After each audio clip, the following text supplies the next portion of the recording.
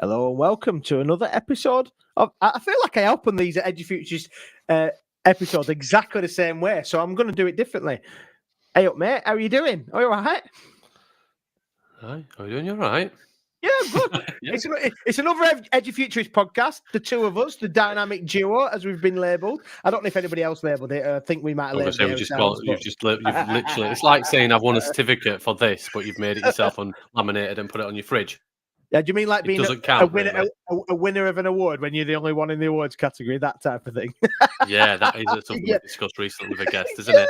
Yeah, for sure. But yeah. Anything interesting? See, it's interesting when we again we're in that time lapse thing where we don't always talk about the time that we record stuff because it can be different times of day, different times of the month. We're not always doing it in sequence, and interestingly, apparently the best podcasters don't ever reveal about the time of day or when they're recording it in what order. So we won't talk like that. But obviously, the week has been an interesting one. When this one goes out on air, I will be in a warm part of the world, probably led on a sunbed somewhere, sun lounger somewhere, drinking I'm partial to a pina colada. What would be your cocktail of choice, Steve? I'm a pina colada. What would yours be? You're not really a drinker, are you? So no, I'm not. I'm not. Like I went completely teetotal for, I want to say 15 years, something like that. Yeah, where I just didn't touch a drop at all. Went completely off alcohol. The first time my wife ever saw me with a hangover was after my stag do. My intention was not to get drunk, but my friends or my ex-friends, as they now know, had different ideas. So I'm not. Is it an old something? Is it an old? I'm just trying to think what, like an old fashioned.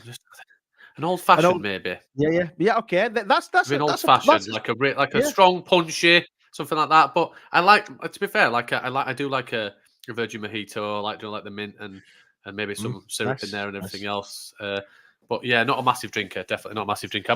You might see me sometimes every now and again with a shandy. At worst, I'll have a couple of shandies. But generally, because I'm a Yorkshireman, I'll drink Council Pop. So if I go to London, like we were in bed, and they're going, "Oh, do you want Stella Sparkling?" I'm like, "No, out the tap, please." And everybody looks at you really, really strange. I'm like, "No, I just want tap water because that's fine to drink in Yorkshire." Council Pop. Anybody who isn't from Yorkshire is water from the tap. Yeah, that's what we call it. Did I call it Council Pop? Yeah, or did I say So Council Pop. Yeah, so just water, normal water out the tap, and it's absolutely fine to drink up here. But yeah, that's kind of what. But do you know what I like on drinking on holiday? Go on. A lemon Fanta, or a San Pellegrino limonata. That kind of you thing. You went a little bit funny then. I'm hoping it didn't record like that, but who knows? You said limonata, San Pellegrino. So like a San Pellegrino limonata or a Fanta lemon. Do you like a real crisp? Fanta lemon isn't the same in the UK, right? It's not the same in the UK, right? I don't think it is. I think it is. But anyway, things are good. Right, where's this going? Where's this evening. Going? I don't know. You were telling me about your day and everything else. I don't know. Where does anything go? We're down the rabbit hole with Alice, aren't we? But things are good. Things are flying. Life's cracking on. It'll be Christmas before we know it. You'll be 40, Ben, and the world will be a different place. It will, and I will be 40 very soon. But interestingly, I also will be announcing very soon information about some special events that are coming up in the life of Edufuturists. So watch this space on that. That is a watch this space. We're not actually going to reveal anything tonight, but there are some watch this space moments. We're trying to work behind the scenes. But things like, anybody remembers the Uprising last year, what a wonderful venue we had. If we ever brought it back, even if it was to Leeds, it's sad that venue is closed at the minute. Sad. Anybody who made it, what was the best part? If you're listening to anything else, chip in. What was the best part of the Edufuturists Uprising, apart from Ben getting absolutely blathered on stage? It was one of my favourite moments, and I enjoyed it. But it was a brilliant event, and still wear my t-shirt proudly on a regular basis because of it. But we're waffling as we always do. It's amazing that people even go beyond the first 5 minutes of this podcast. I don't think they do. Edufuturists? They've just talked about. They've just listened. They've just talked about hot climates. They've talked about cocktails, San Pellegrino limonata, turning 40 and an event. What is the event? Because I don't even understand what this podcast is. Maybe we need to mix it up and actually start talking earlier, Ben, because maybe that could drive us beyond the 1,000 listens that we get. For sure. Is a start. Maybe that is a start. Yeah. Well, should we bring our guest in then? People off. No, let's not. Let's carry on all night. No, of course we will. Let's do it. Let's do it. Well, we are very, very pleased to be joined, as you just seen, come into the studio, Mr. Kevin Sherman. Kevin is the COO of CloudEDU over in South Africa. So I'll let him tell a little bit about yourself. Tell us a little bit about yourself. Tell us a little bit about what you do, and and yet Kevin. He doesn't have a South African accent. So True. Let's explain that to people. So whenever I have, and this is probably my, I had several this week, whenever we've got a meeting with a school principal, I always like to do a quick 1 minute, who am I? Which sometimes is longer than a minute, but you guys can time me, cut me off when you need to. I have a now that I know how old you are, Ben, which I did not know, and Stephen, I just have to go off your hair, like there's no gray there. So I extrapolate from that. I have a few years on you guys. I got to go back to the 1980s when I started teaching and had a Macintosh computer. And I don't mean one of those cool, colorful Macintoshes, like the Blueberry Macintosh or the Lime Macintosh or the orange. No, we're talking the box that was sort of that beige box. It was, however, a Macintosh SE, which meant special edition. It had 2 disk slots. It was 2nd gen. So I had that when I started teaching. And I like to say to people, I never had to go through this transition of going from no tech to tech, because it was always part of my practice. And in those days, part of my practice meant I made typed worksheets, and then I printed them on my image writer printer. You heard that expression? And then that's what an Apple printer was called then. And then I took the printed thing and I put it onto the drum thing that you guys also probably never had to do, but if there are any older people, they know what I'm talking about. You poured this purple liquid in and then you ran copies. I forget what the machine was called. Was it called a band? Something band, wasn't it? Something band. In the States, no, I don't know what. I can't remember. But it was, I mean, it went cha-ching, cha-ching, cha-ching. And right, this is before copy machines were in schools, which had never occurred to me to say out loud. I'm really dating myself. This is gray, not blonde. So I literally, that for me was using technology. But lo and behold, I landed in Apple Classroom of Tomorrow School District in 1990. And they were rolling out Macs for their teachers. And I'd had a desktop publishing business for a little while after varsity. And they said, oh, you can train teachers? And I said, yes. As a matter of fact, sure, you're going to pay me? Of course I can train teachers. So I used to train teachers on PageMaker and whatever the word processing software was on those puppies. It wasn't Microsoft. And basically, it was very much how do I use a computer kind of stuff. And fast forward a few years, I hung in there. And when the first data projector came out, it was the size of the suitcase I took to London last week, and had 3 big lenses, like one of those monsters in War of the Worlds. And, you rolled it in on a cart and everything. So that was how I started. Fast forward 20 years or so, and I decided to move to South Africa. I needed to have a scarce skills visa to stay here. And so I do I specialize in English teaching, which is what I was, or history, which is what I was, or I'd written science curriculum, inquiry-based science curriculum. And I said, no, none of those things is going to get me a job here. I'll do ed tech. So arguably in South Africa, in the land of the blind, the one-eyed man is king.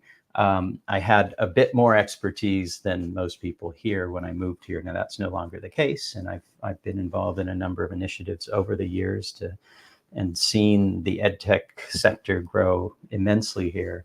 I started with an NGO called SchoolNet South Africa and did Microsoft training and Adobe training, Intel senior trainer back in the day. But I landed at the University of Cape Town in the schools development unit. and did research on barriers to adoption of educational technology by South African educators. I ran a short course program on EdTech for teachers in the area, and then worked with 5 very disadvantaged schools as part of a Dutch-funded program. So it was very much on the ground, working with teachers, schools, principals. And then I ended up at Parklands College, which Ben is going to be visiting in May as a facilitator of workshops. I try to use the language very carefully there. He's not a speaker. He will also speak, hopefully. Otherwise, it's pantomime the whole time, and that's always difficult. Doing AI pantomime, that I'd like to see you do, Ben. But I eventually landed at Parklands College. We hosted the first Google for Education Summit in Africa in 2013. That put me on the path to getting, that hat, becoming an innovator and a trainer. And after a while, we partnered with EdTech team who ran those conferences. And then after the pandemic, we decided to continue them. So we do, and I'll tell you who we are in a second, but we run this conference, which is how I met Ben, called InnovateEDU. It's Africa's only STEAM-focused teacher professional development conference. We actually took it outside South Africa to Rwanda last year, which Ben was also lucky, and we were fortunate to have him at. And part of that journey back in 2013, the Google journey that I ended up taking, led me to meet my business partner, who I heard was starting a company to help schools go Google. And I knew he had a great deal of technical knowledge and technical background, but he hadn't done much professional development. And so we partnered up and formed CloudEDU, and this is our 10th year. We're, as I said to Stephen, we're like the C-Learning of South Africa, but very similar in terms of how we work with schools, and our focus is on school and organizational transformation. We don't like to think of ourselves as box droppers, or even, I don't know, service provider isn't the right word. We like to think of us as ourselves as transformation partners, and hopefully taking schools on a journey that is multi-year, and hopefully they go through a lot of change in terms of actually affecting teaching and learning. Our motto is to transform education in Africa, meaningfully transform education in Africa. And that's how we think of ourselves as change agents, not like IT company. Whenever anyone says, you guys work you're an IT company, I'm like, oh. I'm going to start big. And I'm going to ask a big question, if that's okay. Oh, okay. So you talked about adoption in the 80s and how you adopted technology and some of the challenges. Has anything changed? It's my favorite topic. So I can't get through a day without using the word adoption, it seems. And of course my dogs think it's about them, but no, the short answer, not really. The challenges that I come across on a daily basis here, I think, are the challenges you guys face in the UK, and from my colleagues in the States. There may be more tech, there may be more money, there may be more resources, but at the end of the day, it's about people. And changing people and changing their thinking is always the challenge. And that's why none of us is really going to be out of work as long as we are staying relevant to what's happening in technology. And I think the biggest challenge, of course, is keeping up. There comes a point where I can say I've seen a few cycles of things. I was thinking today, well, I wonder if those guys know what Web 2.0 was. But that was a thing, right? And schools have to deal with Web 2.0. And then this year, schools have to deal with AI, and it's all a big deal. And I promise you, after being in education for almost 35 years, AI is not going to be the only thing. There will be a new thing in 5 or 10 years. It is going to be highly impactful. I don't want to mitigate the impact or the importance, but we go through these cycles, and the real challenge is to help teachers adapt to what's coming and what's new. And leaders, that's really the biggest challenge. Yeah, I think so. And Ben, I think it was today actually, Ben, you called out and a big statement on social media, which I totally agreed with, in regards to lots of different things, but also education needs a complete overhaul. And yeah, I did. You're right. And yeah, big overhaul. Education needs a big overhaul. Standard Ben, Joe, we totally agree. That's why we're here, Edufuturists. And as you go through the process, something that I mentioned that I'd even forgotten about, to be fair, because I am getting old, is I think it was 2013 or 2014. I didn't. So this is a slide that I used on one of my first. I think I was classed as a learning innovation mentor. It was my first step into mentoring and coaching innovation in teachers. So that was one of my first steps out of being a PE teacher and a leader in the physical education department at the time. And I put up a slide. And it had a robot on it, like I think it was like iRobot or something, that kind of looking robot. And it said, technology will not replace teachers, but teachers that use technology will replace teachers. I remember it, and I don't know who coined that statement. It's not my statement, but I use that, and I use that on a regular basis. I was thinking, was that 2013? Was that really? Or was it 2014? Was that 10 years ago? And we've had many people that have been on this journey and pushing, and we've been standing on those giants like yourself, people like Bob Harrison, and many, many people have got longer longevity in this industry, trying to transform it for much longer than we have. But I've been at it for 11 years, if in that context. And has anything changed? Does that approach of teachers that use AI will replace those that don't? Well, it's any form of technology, and I just think, by calling it just focusing on AI, I don't think we need to write a new AI strategy. I think we need to focus on the whole of the transformation and the whole of technology, because ultimately it's just another tool. It's a fantastic tool and it will transform it, but ultimately it's just a tool that we will really use to really revolutionize it. But it should be just a part of a teaching and learning strategy. And if you get that right and focus on it being utilized in it, and if it hasn't changed since you've been going in the 80s, and it hasn't changed, Joe, when does it change, I suppose, is the question. How do we make that change, Kevin? I want to be more optimistic, and then I'll be more pessimistic. No, we'll bring it back to a positive level, but I'm just thinking in terms of your steps. So here's what's your focus here? So what hasn't changed, and I think what frustrates us and educators, is this focus on exams and assessments. And that's a systemic problem. It was a systemic problem in the States. When I was transitioning from the classroom into curriculum writing, that was when these national initiatives were going on to do statewide testing. And I kind of got out right before those state tests hit. But they really, in some ways, pushed things back and prevented growth, because now everyone's so focused on that outcome that they aren't necessarily focused on great teaching. And then there was this initiative to bring data in. We've got exams and we've got this data coming out of the exams, but how can we bring data into our daily activity? And there's this movement for formative assessment. And then that was still driving things. But again, the focus on assessment, not on the instruction. We say this in South Africa because we are very exam focused here, that teachers have this data that they get on those big exams in June, which is the middle of our year. We run January to December. And then the end of year exams, nothing ever happens with that data. In other words, the teachers receive the exam results, or they're marking them in June, then they take a nice long holiday, they come back and it's rush, rush, rush. They don't get to go back and reteach, because the curriculum, of course, is overstuffed. So there are systemic challenges that get stuck. I become very cynical. I don't know how to overcome those, because there's political implications, there's societal implications, there's, I will be the first to say, but we need data. And at the same time, getting that data is one of the things that causes that represses innovation.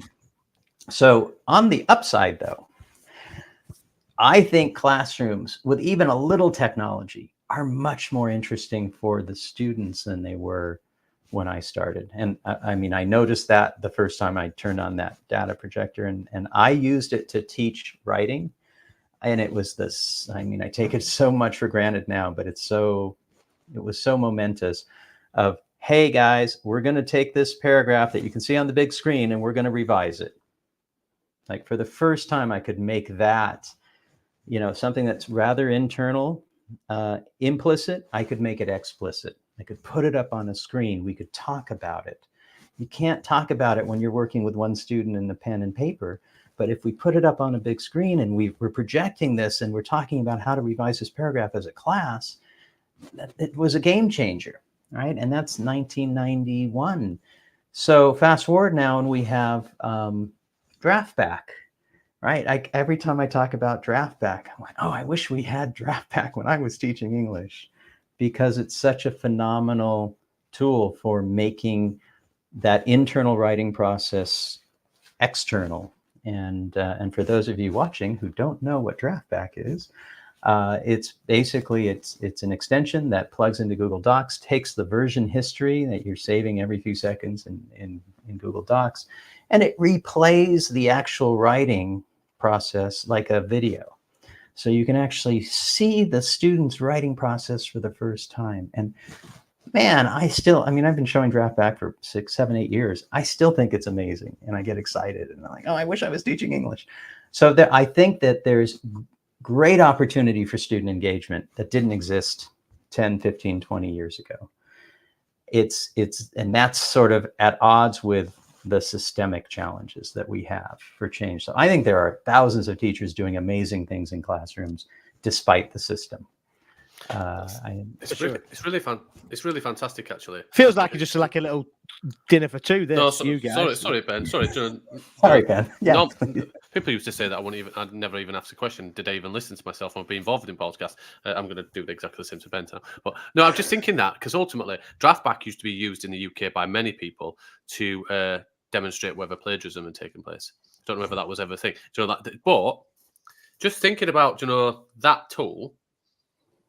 And some of the things and some of the reasons why we can't look at assessment and some of the reasons why people go, we have to do paper-based exams because there's no other way to track AI. We have DraftBack. We have other tools too. I mean, there is loads, but ultimately, there's always an away from copy and paste. I'm just as quick, but Ben, jump in, come on. You're dying to look. Here we go.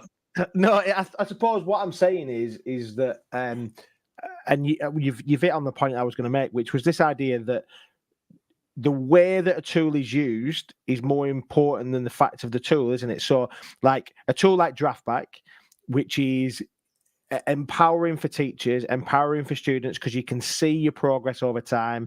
You can see how the writing process works. You can use it in a way to inform next time you start writing and the blocks that you had and all the things that go with it. You can see, wow, you had a really good, you could even go back and look at your circadian rhythm and say, actually, I'm really good at writing when I'm in the morning, but when I go in the evening, so there's loads and loads of really important data that comes from it. But actually, what Steve just said about the fact that we were using that to check on plagiarism, it just makes you go, this is not why we did this. That's not the point. And yes, you can use it for that, but it's like the tail is wagging a dog. And it's the same with what I bang on about exams all the time. Like, and I do feel like a dog with a bone with that. I don't think that exams are a bad thing. I think if they're used in the right way, if we get data from them, if they are, personally, I think if they're low stakes, I think they can work. I think that what do people remember as a tool, as a thing in our hands, they're not, there's nothing wrong with them. The problem is when we've made them the pinnacle and we've used that form of assessment and bastardized it and made it into something that it was never intended to be.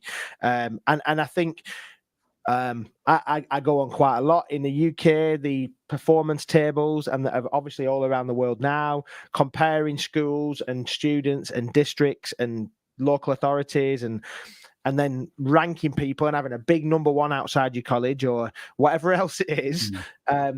That's what we've misused data for, and I think we can do that with lots of tools, can't we? It's the same with like the iPad or a Chromebook, whatever the tool of choice is. I remember first starting we were one of the first iPad schools in the UK, and one-to-one iPad schools in the UK, and very, very quickly those tools just became a search engine. They became a games device. They became something that were being used. There was no innovation happening with them. Not that the school didn't want to do innovation, but because they hadn't developed that process, and they became utilized in a way that they weren't really intended to be. They were supposed to be an innovative device. You see what I mean? Yeah. Van, can I interrogate that? Yeah, I want to ask you, in your experience, that using the devices for games and using that for, I'm going to search the internet. We're studying blah blah. Go search for that. That's a very common thing we see here. Why do you think that is what ends up? And again, we know it doesn't happen in every classroom, but why do you think that's sort of the default for a lot of teachers?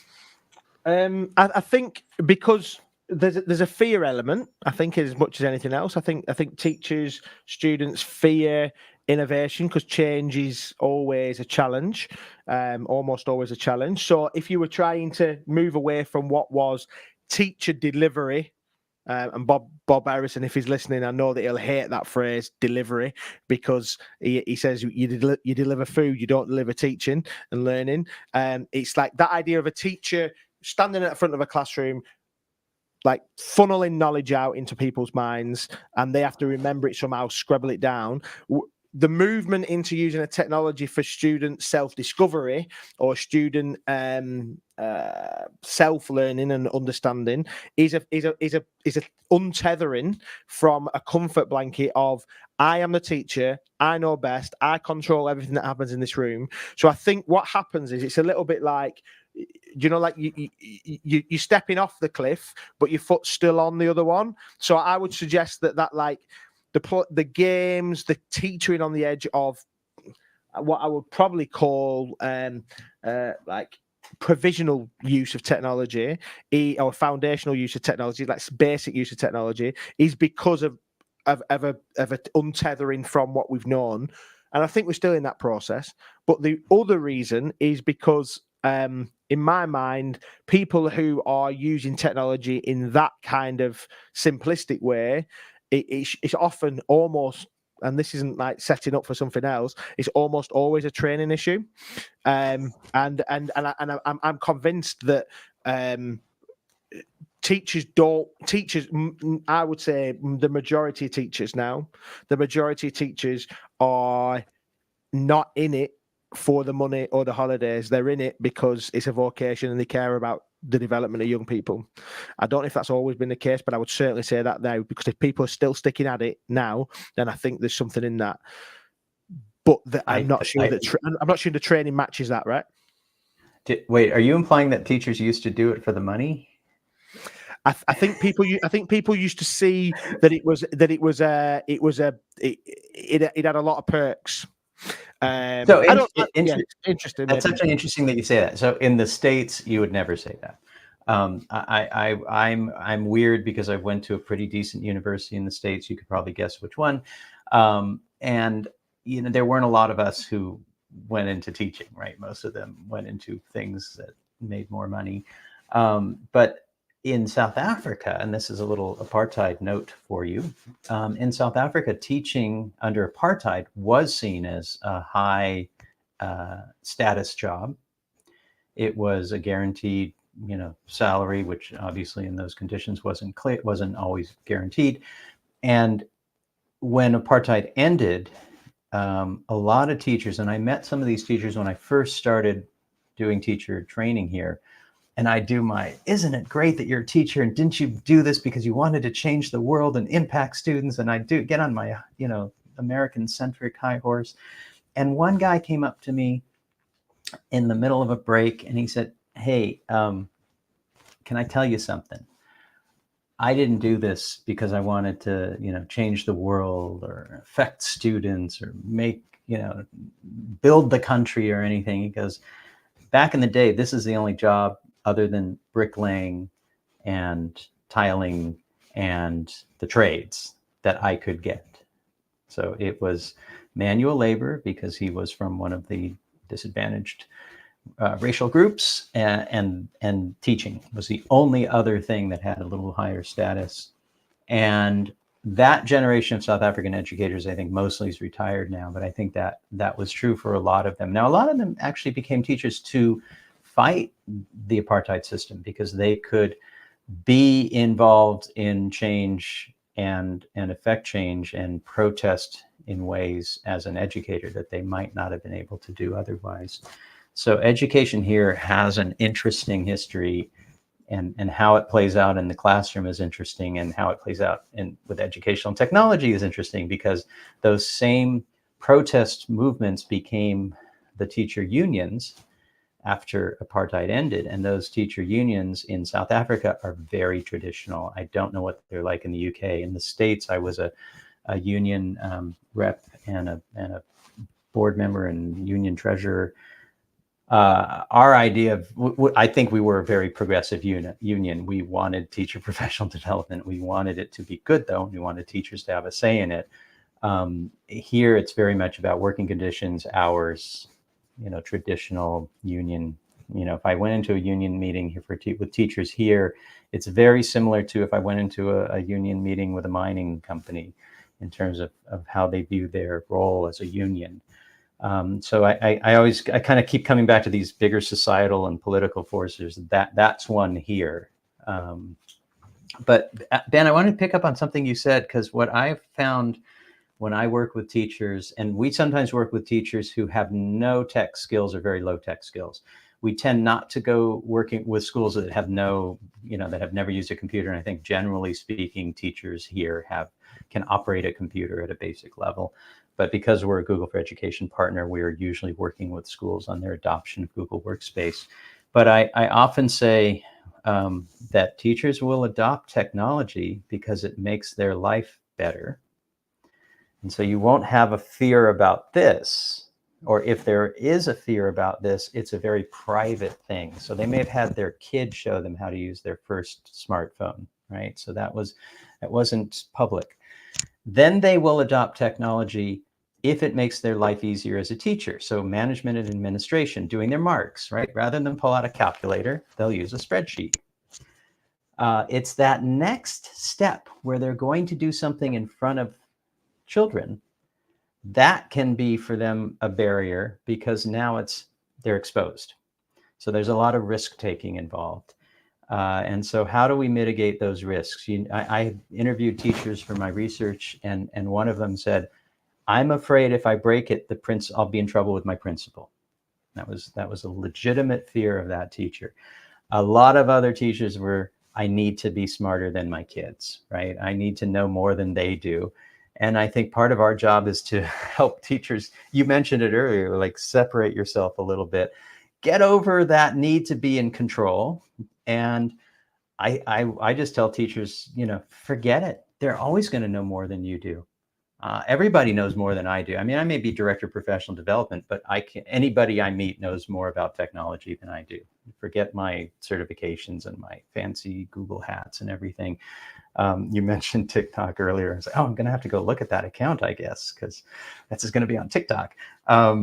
So, I think that everybody struggles with like getting into the latest thing. We do it for a living. But if you think about the average teacher, they've got to find the time, they've got to have the desire, and then they've got to take that risk in front of a group of, with an audience.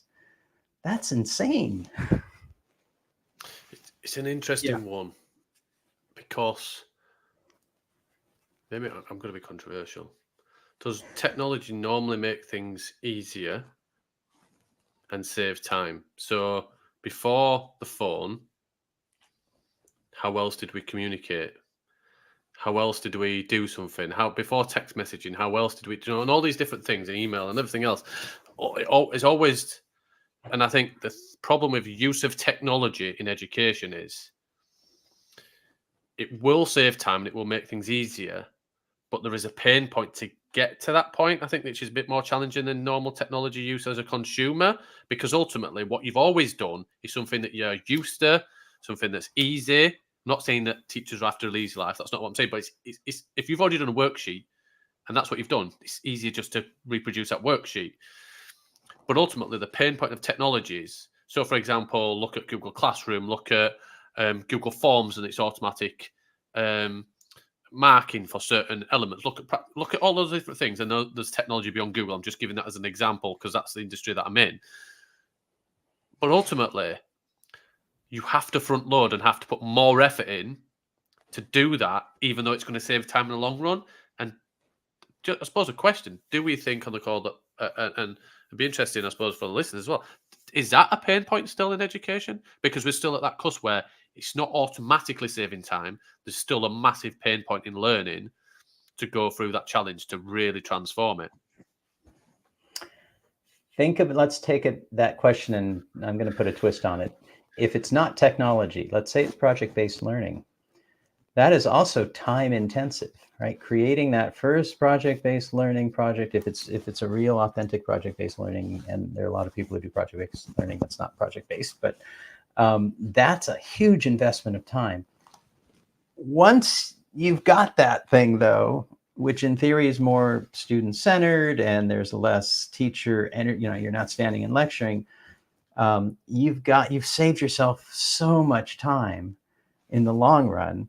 And I think that your example with Google Forms, it's the same thing. I think there is initial pain. I got to make the form. But once I've got that for next year, it's like, it's just there. Now, I noticed that in my teaching when I started my career. My first year, I worked 7 days a week. My second year, I was determined to give myself one weekend day where I didn't do any marking, didn't do any prep work. And then my third year, it was every other weekend would be 2 full days off. And it got easier, right? And I think new teachers have all had that experience where it just does get easier. But there's a point, I think there's an inflection point where the curve levels off. You can't save any more time. And I think one of the promises of AI, or at least one of the promises that we're hearing is a promise, is this is going to save teachers time, right? That's what the big AI companies are telling us. It's going to save teachers time. And it might a little bit. What would really save teachers time is take all the admin off their plate and take some of that marking away, which it may do. If the system will allow for digital work and not written stuff. Yeah. I hear that. You're right. And I think every teacher and every principal and every administrator would be saying things like, I really believe that I want to find solutions to make my staff's life easier. I want to make my teaching life easier. There isn't a teacher that works. I don't know. I have never, ever met a teacher that manages to do their job in 40 hours. It's just not possible. At least in the hours they get paid, I don't think it's possible. So then in very few other professions apart from self-employment, ironically, would you work for hours that you weren't being paid? But we do in teaching. It's just and the reason, I think part of that is because the expectation is that, well, they're going to do it anyway. And the unions, like I was a proud union member. Both my parents and my grandparents were union like stewards and of support. And I'm red through and through. Okay, so the unions have done a wonderful job in lots of ways to try and support teachers' working conditions and all the stuff that goes with that in terms of pay and working conditions and all the things that go with. But what I would say is I don't think teachers' working pay and conditions have actually net value is any better now, because the teachers. I put a thing out on LinkedIn recently about. That was that Google quote, and it is from Google, but it's not. They've used it in their work recently. UNESCO reports basically said that by 2030 we're going to need 69 million more teachers in the world than what we've got right now. Well, last year in the UK, there was a 9% increase in teachers who left the profession other than for retirement or redundancy. So we need more. But there's more going out the door. So the front door is wide open, but the back door is even wider open. And so I think is that, will technology solve some of those problems? Yeah, I think it will. But I do think it's a cultural and systemic thing around, like, there's a lot of pressure on a teacher to get grades. There's a lot of pressure on a teacher to perform and to use technology and to make sure that they use the latest this and that and the other. But also, these students have got to get where they need to get to. I think the issue is about the pressure, as opposed to much else. I think we create pressure in systemically. We create pressure. Which means that the job of a teacher. I remember when I first started teaching, and I'll let somebody speak in a minute. I started teaching 2004. So I trust, and in that conversation, in those first 7 or 8 years of my teaching career, I ran a football team, multiple football teams. I took kids on trips. I'd stay late. I'd be involved in everything. I was involved in productions. We had a radio station. I was involved in that, and like all the things that you'd imagine. And every night I would finish teaching at 3:10 or 3:30, whatever it was, and then there'd be a kids' activity. And then yes, I would go and mark and I'd go and do something. But that movement, even at lunchtime, I'd be out playing football with the kids. I'd be basketball. I'd be clubs. And what has happened is we've created a culture that has meant that the results are all that matters. And therefore, the trips have gone away. There's only some teachers that are an RE teacher running a football team. Like now, all the football teams are run by PE teachers again, and they're having to have. There's just something not quite right in that space. I know I'm mourning. I'm not giving a solution, but I've got a solution. Go for it. Yeah. No, so this has been a little pet peeve of mine since I started teaching. I didn't get jobs. So I started as a history teacher, not an English teacher. And I became an English teacher for a reason. The reason was I couldn't get a job as a history teacher. Why? Because everyone who was hiring high school history teachers wanted you to coach. I am not a sporty guy. And you'll know this because I was a fencer in varsity. So, you can go all the nerd stereotypes, you can go with those. D&D and fencing, there you have it. But the challenge there was anybody can teach history, right? So we'll let coaches do that. And then I noticed when I went to a couple different schools, the principals had all been coaches. And that was the career path. Now that's changed in the States, but that was definitely the career path in the 70s and 80s and probably the 60s and maybe the 50s in the States. And so you didn't have instructional leaders leading the school. You had maybe that coaching experience was really relevant to aspects of their job, but not instruction, not teaching and learning. And I think that in South Africa, our teachers are expected to coach and run clubs. It's part of their contracts. There is no after school go and do some, meet with another teacher and do, planning together. When are they supposed to get together and do planning? And in the States, that's not my experience. I was very fortunate to work at high schools that they had coaches. And they hired coaches to coach. And sometimes it was PE teachers, but more often than not, it was, and sometimes teachers, there were still history teachers who did that. But for the most part, when I was a department head, I was hiring good history teachers. There was one hire my principal forced because he was a coach, but out of maybe a dozen. And so we moved away from that requirement that teachers coach, that teachers do after school things. And I appreciate there's the other side of that argument is, but they have a different relationship with students when they're coaching, and that's really beneficial in the classroom. And I appreciate that. I don't dispute that. But teachers, the single biggest challenge teachers have is lack of time, right? We've all spoken to that. So why make them do this extra thing? And the answer is usually, well, it would cost money for us to hire those other people, right? We're getting the teachers for whatever we're paying them. We can have them do these extra tasks. But to actually hire outside people to coach, that will cost money. And often it does come back to, money, what governments are willing to spend. Let's get more excited. No, this is getting depressing, isn't it?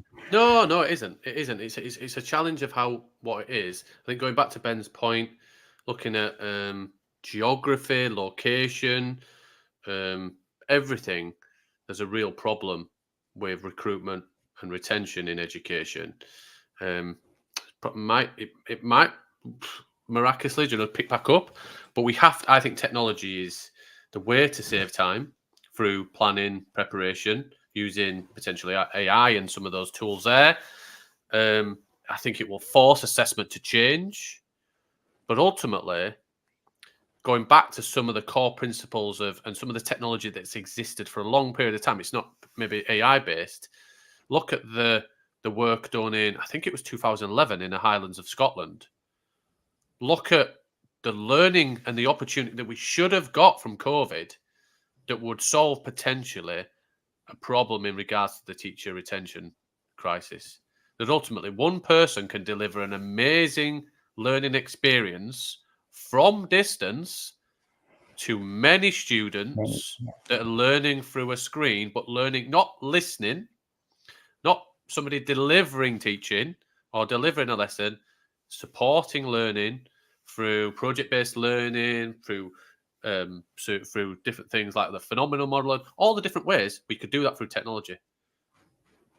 Yeah, nobody's discussing it because ultimately there's a big fear of, if we talk about that, oh no, but we need teachers. But how are we going to get teachers? It's like if you look at the, I've done some work, and I can't say too much, but I've done some work with radiographers and the learning of and the development and the training of radiographers in this country. We have a problem and a crisis with, a public sector body, the NHS, but radiographers take 5 years to train. So even if we've got that gap, even if we started to train all of those people now, we're still going to see the gap for 5 years that we can't plug. But there is technology through artificial intelligence and everything else that can really help the radiographers that we've got do the work and do it quicker and more efficiently, and actually do take away some of the pain points through looking at some of those x-rays by using artificial intelligence and some of those bits that have existed. And I've been doing some of that work now. I'm probably giving too much away, but that already exists. And they're adopting to it because ultimately they're saying we have to change. I think education has to think that way. It has to. Because right now, with that stat that Ben shared, it's scary. But technology is an enabler, is a leveler, it's exciting. Let's use it. It's there. What did we learn from COVID? We tried to put it back in the bottle. No, let's use that tool. Let's use that learning. Come on. So technology can, I think we'd all agree, technology can reduce, not reduce the need for teachers, but certainly fill some of the gaps of a teacher shortage if it's used intentionally. So my question for you guys is, can technology make teachers better teachers? Yes. Steve was going to say no, I think. You're going to say no, Steve? I was going to say, I think it's a leveler. A teacher is either good or bad. It can be learned. It can be developed. You can't teach personality. You can't teach those persons. But also, I think it gives them more freedom to be better teachers and more time to be better teachers and to train and craft it. That's what probably, Ben, is that what you're thinking of? Sorry. Yeah. So my argument is, does it make the question was, does technology make teachers better? The answer is yes. Yeah, it does. But you've got to be a baseline of the teacher. And for me, the role of a teacher, I've said this 100 times as well, is about drawing out what's in the young people, or the people that are in front of them. It's about to educare means to lead out. So it's to bring out from, to lead out from. So it's that principle of a good teacher who leads students out, who brings the best out of students. Can technology make those better? Yes. So the rule of that, my argument is that there's some people who stand in a classroom or sit in a classroom who might have that on their lanyard, but that doesn't necessarily make them a teacher. So technology can make teachers better, but it doesn't necessarily. It's not a golden goose, and it's a panacea that it's going to solve all the problems. But I do think that technology makes people who can teach better. Can I answer my own question? Of course you can. Which is not why I asked it, but as you were talking, Ben, I was like, oh wait, that's why we do this. So I always think of technology, it isn't always this way, but it can be a disruptor. So if you are a school and you've decided we're getting a bank of Chromebooks and we're going to use it in grade 6, you've got 3 grade 6 teachers, 2 of them are thrilled, and one of them is, what? That does create an opportunity for the what teacher to be disrupted and to say, I need to up my game. And something's going to change in my classroom, and I need to figure out how I'm going to deal with that change. And so a school may say, in that situation, I may say to a school, hey, why don't you send those teachers to our conference? Because they're going to get a lot of different ideas of how they can incorporate technology into their teaching and learning.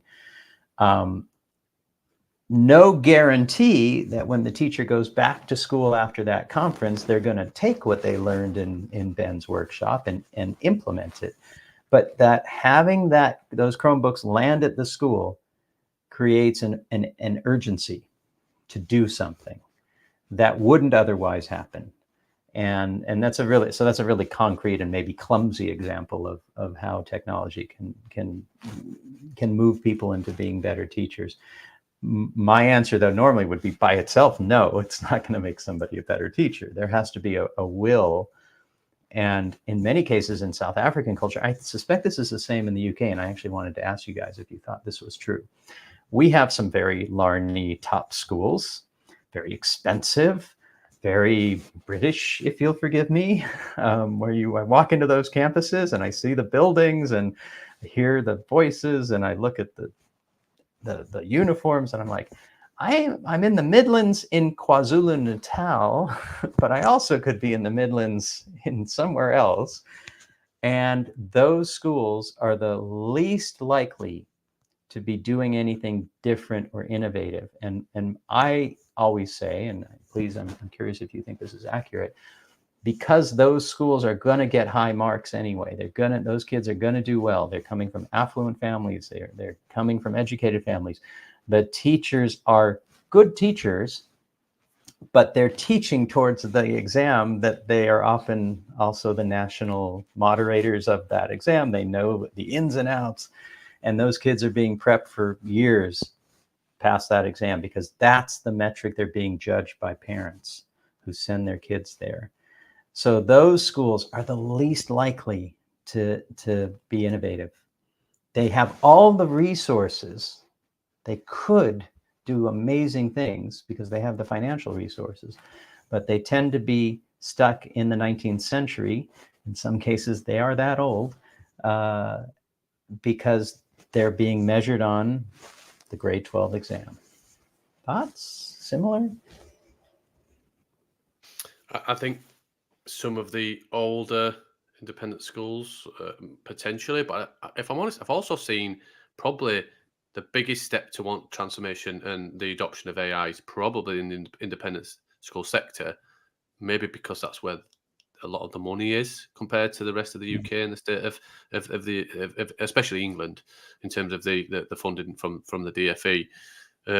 So yeah, some ways yes, but I also see actually there might be some older organizations, the thing of why should we change? I suppose that thing of if we're only getting the results, why do we change? And it's for the benefit of young people rather than your results. But yeah, I do see it's a bit of a hybrid. Some are not willing to because they're getting it, but a lot because they've got the money going, right, how do we compete? Those ones under that top level that are already guaranteed to be basically turning people away, if they're competing for those students as a business, which really state schools and the DFE funded schools aren't, then they have to do something and up their game. Otherwise, they're not going to run as a business because they're not going to get the students through the door. So are you saying that Eton is a good adopter of AI? Eton X is a wonderful. Eton X is a good friend, or I'd say a friend of mine called James Staniford has created a program called Eton X. They are rolling it out, and Eton is developing that Eton, I don't know if you know, is also opening free state-funded schools in England. So it's going to have some normal schools. I say normal schools. It's going to have DFE-funded schools in the north of England, and they're going to try and roll that program out. So Eton actually is probably, but some of the others, I would say, are not the adopters.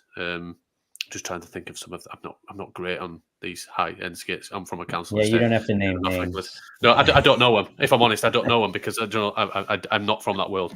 But I've worked with them, and I think because they're so competitive,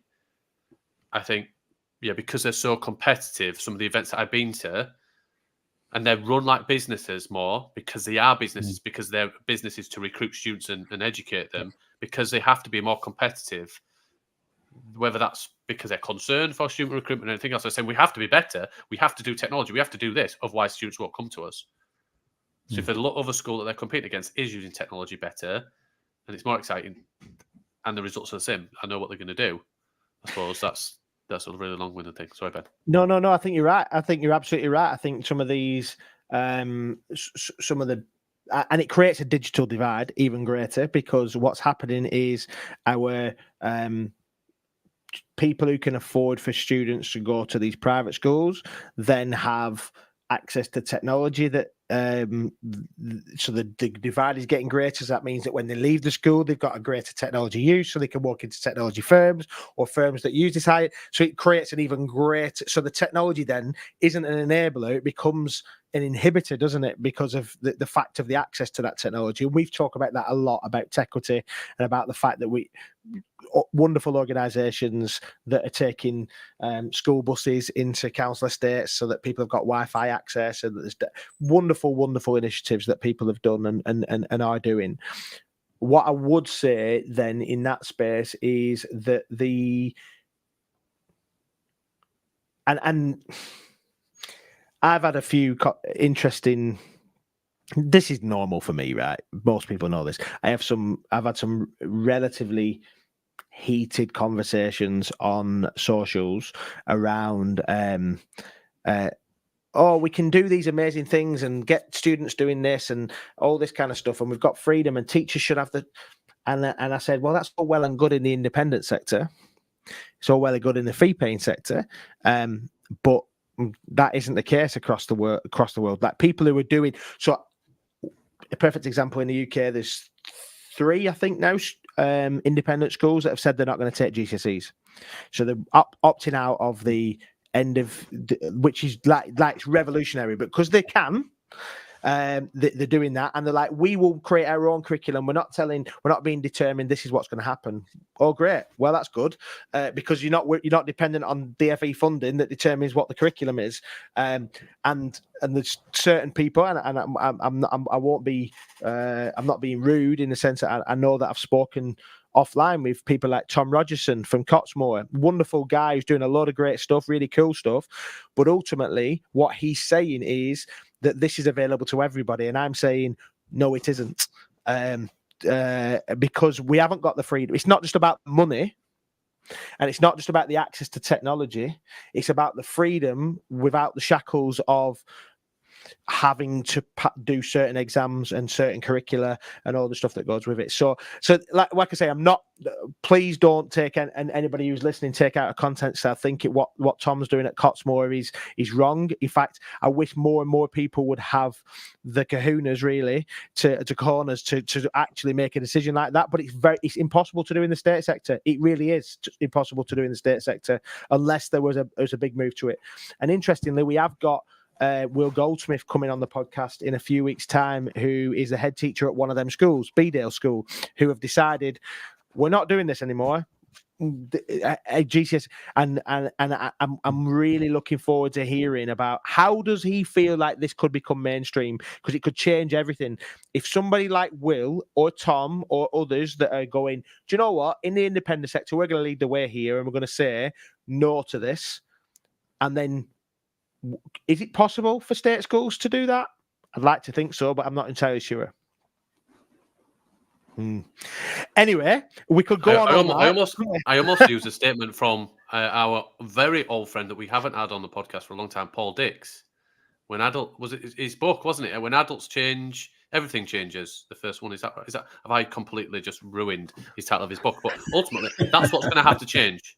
Somebody, a grown-up, is going to have to make this decision for the benefit around exams, for the benefit of our young children. Let's be honest, we're all on here. We probably shouldn't have been sitting exams in the same way. So it's not a new thing. I was not ready for exams, didn't want to do them. That's not my style of learning. I don't green learning styles and anything else, but literally that's not the way that I want to demonstrate my ability, my knowledge. So for so many decades, we have really challenged people in the wrong way and got people to all sit in tests in rooms. So it's not a new thing, but we really the adults need to change, because everything will change. Do we end it there? No, we don't. We go into our... That was nice. It was nice. Let's do it. Steve, you should have saved that for the end. We should cut that bit out and use it at the end. No, not joking. Get that on to TikTok. Yeah, it might make it sound intelligent around the other hour of waffle. Don't just ignore that, listeners. Just that one bit might have been quite good. Just get away from the shandy conversation. Yeah, definitely. Yeah, the lemonata. So we'll start with quick fire questions. Here we go. Kevin. So the first question is: future of exams, online, traditional, or scrapped? Online. Okay. Key skill students will need in 2040. Collaboration and knowing how to talk to other people, because they're going to be working more and more with AI systems, and they're less human interaction. That's going to be a very desirable skill. Love it. And so 50 years time, your vision for education, what it will look like. Well, in 50 years, gentlemen, not only will my vision be gone, 50 years, my vision for education would be much more self-directed learning, teachers that are so well trained that they're essentially they can do the psychometrics as a matter of course, that they see every child as an individual and they're charting a path in conjunction with parents for that individual child. And that individual child not only gets to pursue this path that they're on, but when they get to be 14 or 15 years old and they decide, I don't want to do that, I want to become a rock musician, they'll be encouraged and supported to do that as well. I'm dreaming, but wouldn't it be nice? It would be nice. Kevin, it has been an absolute pleasure. Thank you for joining us and staying up in an evening. And I'm looking forward to seeing you in Cape Town at Parklands back over in May. And we are really grateful for your insights, your thoughts, and we'll put the links for InnovateEDU, the 2024. I was about to do a plug, but if you'll put the links in, that would be great. Thank you. Yeah, we'll put the links in there. So if you can get yourself to Cape Town in May, not only do you get to listen to these dulcet tones, there are some wonderful speakers that you'll be able to see the lineup on the website, the link that we'll put in the show notes. But Kevin, thank you for joining us, and I'll see you over in May. Thank you both. I'm really grateful for the opportunity. It's the conversation and the thinking that I haven't usually done at this hour of the evening is much appreciated. Cheers, Kevin. Thanks, Kevin.